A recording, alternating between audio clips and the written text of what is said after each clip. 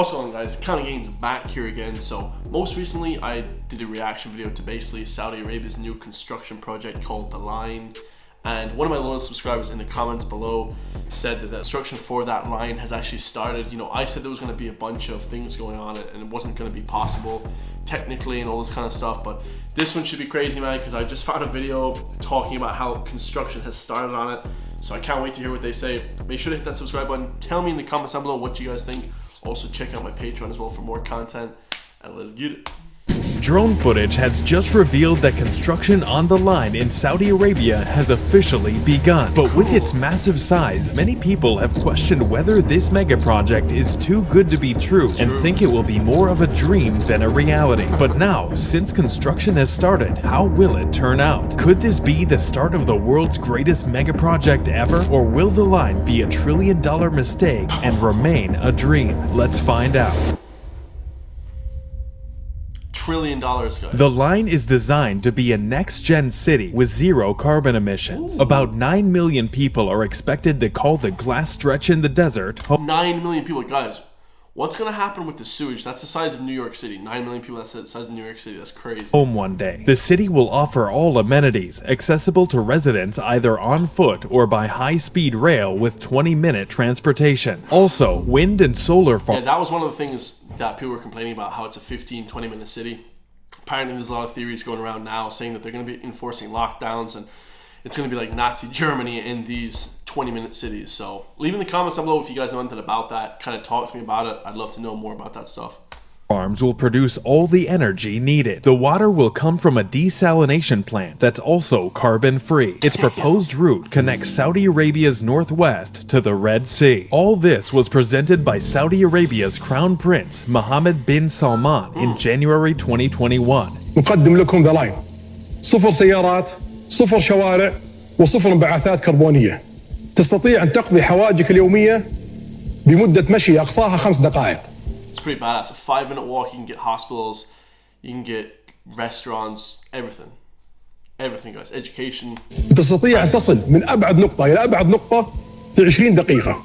The $500 billion NEOM project is a component of Saudi Arabia's Vision 2030 effort, which claims to diversify the Saudi economy and reduce the nation's dependence on oil. After being announced in 2021 to lots of divergent reactions, construction has already begun. Drone footage shows fleets of bulldozers, trucks, and diggers excavating the line's foundations. Besides the drone footage, it is possible to view aerial images of the project on Soar Earth. Although it's hard to find the same images on Google Earth, Google still offers some data sources, including Sentinel-2 and Landsat. With That's awesome. those two data sources, you can discover low-resolution images of some construction going on along the line. Via Soar Earth, you can see the line's main base camp, Tabuk Province, with numerous excavators moving earth to the purple highlighted parts of the line. Trenches are being dug for the linear metropolis, which will be 170 kilometers long, 500 meters tall, and have a mirrored front. Yeah, the mirrored glass, guys. We saw that a lot of birds and a lot of eagles and a lot of falcons, a lot of animals are going to die when they hit into that, guys. Because they're not going to know what the hell it is, right? This will be truly shocking to the project's many detractors, who speculated that, at least, it would take years for the project to start. After seeing the project underway, Soar Earth's CEO and founder Amir Farhan said, "I thought, holy moly, they're actually doing it. Take a look."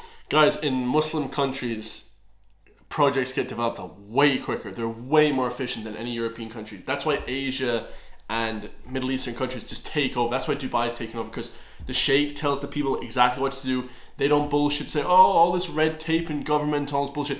They tell them within 6 hours, within 5 minutes, they have it constructed, guys. They don't waste no time. They're way more efficient than any Western country, guys. All these Middle Eastern and Asian countries, way more. There's no red tape BS to get through.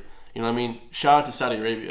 Look at all those trucks. See how much the world has been shifted. To see that so much has happened in so little time on such a massive project is just groundbreaking in itself. The construction video has already garnered well over 1 million views. What's even more interesting is that there are infrastructures visible on Google Maps already being built around the project. Some of the infrastructures taking shape in Tabuk's desert include offices and camps close to the mountains, a football field, swimming pool, schools, and an experience center. Indeed, the Saudis are not playing around with their dream of revolutionizing urbanization. The dream, a self-contained megacity 105 miles long, 650 feet wide, and 1,600 feet tall, would generally scare most into paralysis, but not the Saudis. For context, these people are trying to build the equivalent of 4,000 One World Trade Centers, and it is believed that the Crown Prince expects it to be completed by 2030. So how is this even possible? Well, there are only two possible outcomes, generally speaking. Either they complete the project, revolutionizing civilization, or it eventually crumbles, sending the idea back into... there's no in between for this project, guys.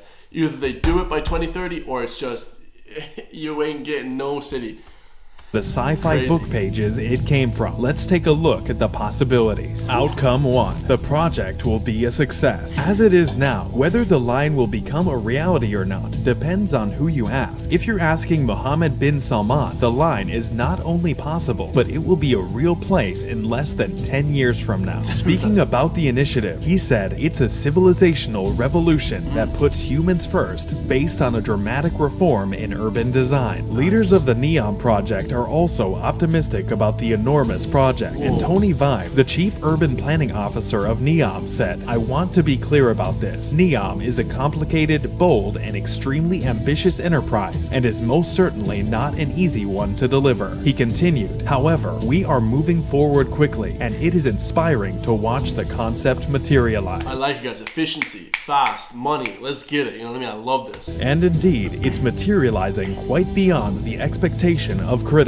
The excavating machine working on a specific 5-kilometer portion of the line in a mountain valley is impressive. Soar Earth used machine vision to visualize the construction base with approximately 650 vehicles and 425 machines. Nonetheless, expecting the project to be completed by 2030 is wishful thinking at best. As stated earlier, the project is the equivalent of 4,000 World Trade Centers, and it took 8 years to complete the One World Trade Center. So even It took 8 years to complete the One World Trade Center, and they want to get it done in 8 years. And there's 4,000 times more the equivalent of. Jesus. though we expect to see lots of technological advancement, it would be crazy to build 4,000 World Trade Centers within the same time it took to build one. Outcome 2. The project will be a failure. After NEOM's line was announced, many people criticized it. Many experts have written... That was me, guys.